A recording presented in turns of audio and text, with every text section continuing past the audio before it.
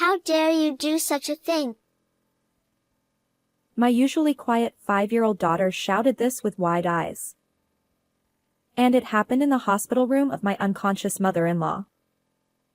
My normally calm daughter looked like a completely different person, with a resolute expression that took my breath away. "What are you talking about?" I asked. Then, there was someone who started trembling at the next words my daughter said. At that moment, a terrifying suspicion arose within me. However, the truth was far beyond anything I could have imagined. Please listen to my tumultuous experience. I am Michelle. At 26, I married my husband David, who was my boss at work, and moved into his family home. Since I was originally in charge of the e-commerce department, I was allowed to switch to working from home after getting married. Although I was worried about living with my in-laws, my mother-in-law was kind, and we got along well.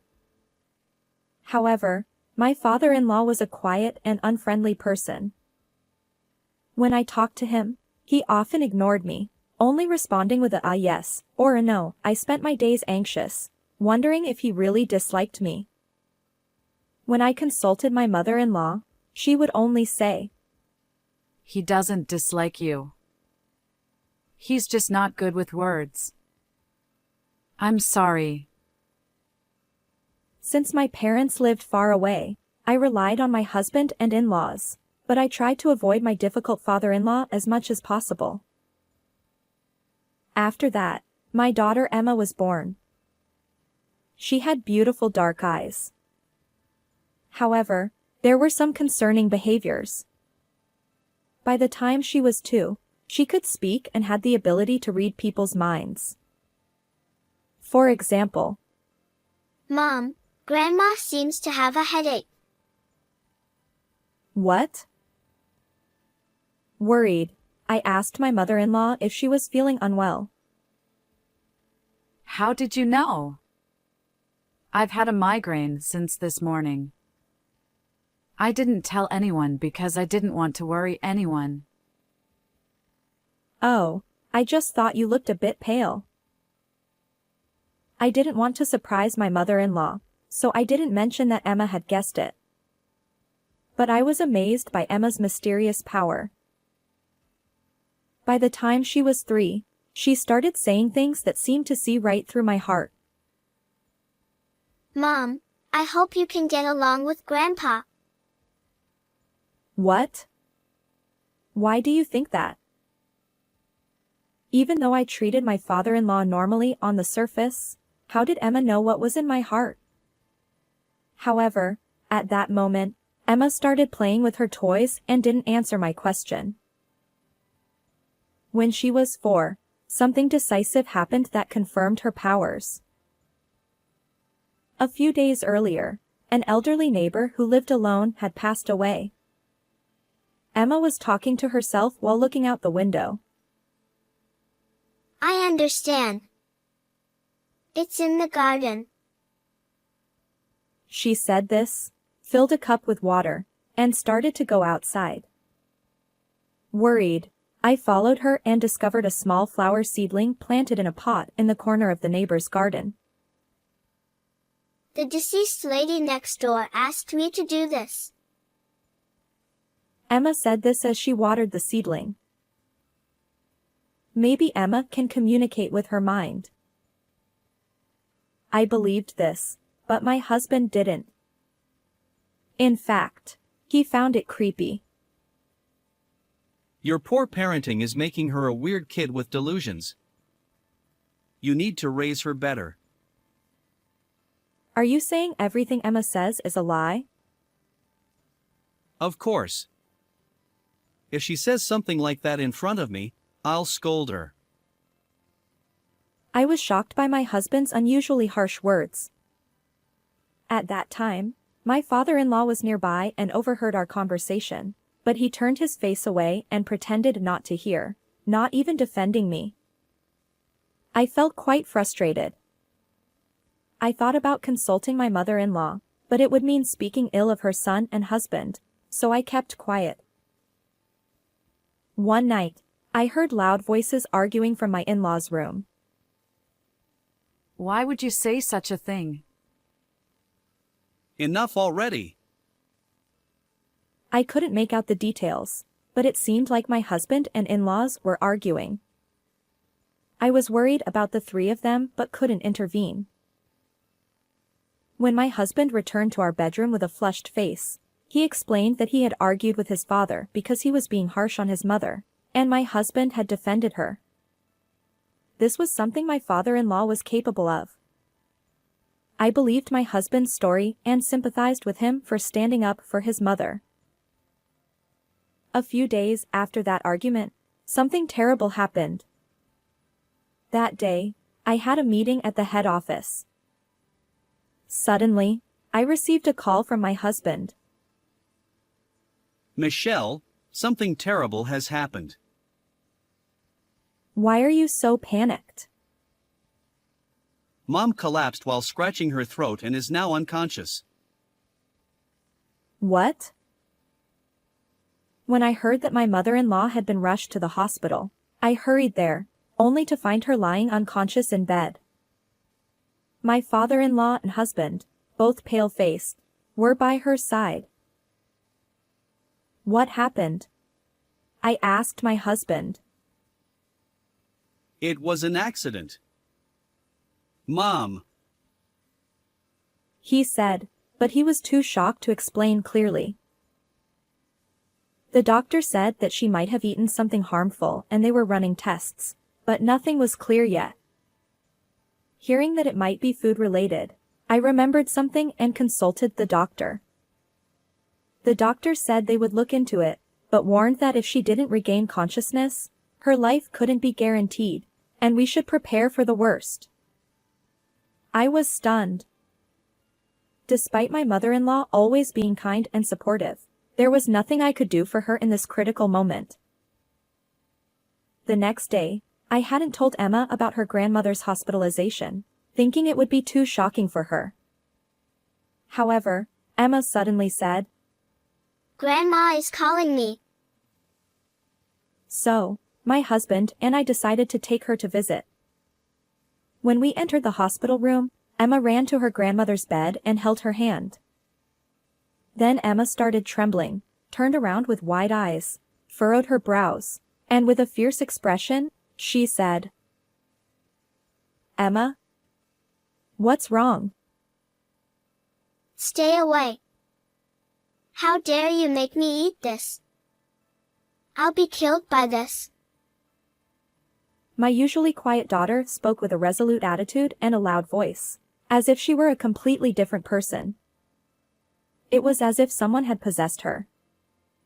I gasped and hugged her. Emma, what are you saying? But behind me, someone was trembling, eyes wide open and face red. It was my father-in-law.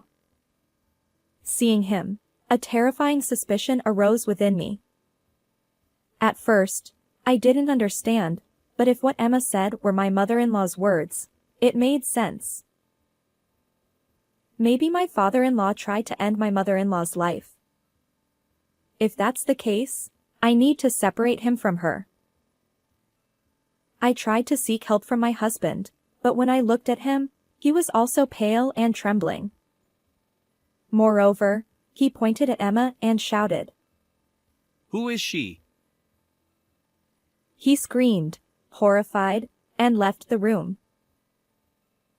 I was confused. Then, Emma continued speaking. Mitch, you know. I was shocked by what she said. The only person who calls me by the nickname Mitchie is my mother-in-law. And the content of what she said was unbelievable. But I learned the truth and vowed to take revenge on the person who had wronged my kind mother-in-law. Michelle, what is going on? My father-in-law demanded, closing in on me. Just then, the police, who had been notified by the hospital, arrived and took my father-in-law away for questioning. Please wait. I'll get to the bottom of this. I decided to return home to uncover the truth. However, I didn't want to put Emma in danger, so I left her with a close mom friend. When I got home, I found my husband packing. Where are you going? I asked. He didn't answer and continued packing frantically. You don't need to run away, do you? Your dad has been taken by the police. And your mom's life is in danger. What? Really? David was momentarily surprised, but then I noticed a slight smirk on his face. He turned to me with a serious expression. So, it was Dad who tried to take Mom's life. Actually, it was Dad who prepared the meal for Mom when she was bedridden with a headache. I'm sure he put poison in it. I understood why my father-in-law had started trembling. He must have realized that the food he prepared was the cause and was terrified. I see. But maybe it wasn't poison, perhaps it was something in the food that triggered her allergy? David's face twitched for a moment. I'll have the hospital check it out.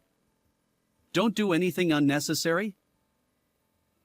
He muttered.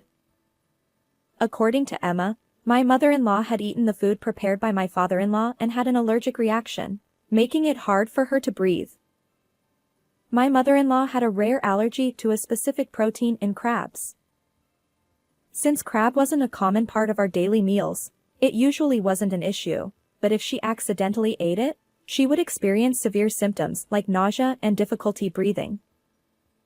Only my father-in-law, David, and I knew about this. I informed the doctor about this to help with the treatment, but I kept it a secret from my husband. It must have been Dad.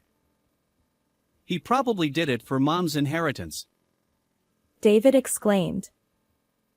My mother-in-law was the only daughter of a wealthy family, and my father-in-law had no rights to the inheritance. I spoke to my husband with a big smile. I see. But if your dad tried to end your mom's life, he would lose the right to inherit. Oh. So all of your mom's assets would go to you? Lucky you.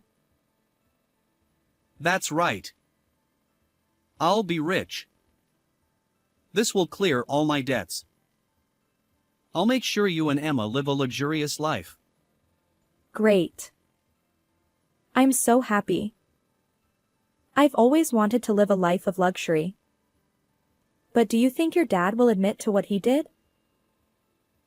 When I murmured this with concern, David's eyes narrowed sharply, and the corners of his lips curled into a sinister smile. It was as if he was enjoying the next move. That's why you need to testify, Michelle. Say that Dad put crab in the food. I see. So I just need to lie. Exactly. You're quick to understand. That way, Dad will lose his right to the inheritance, and he'll end up behind bars. I pretended to go along with my husband's plan. He smiled, satisfied, thinking he had me on his side.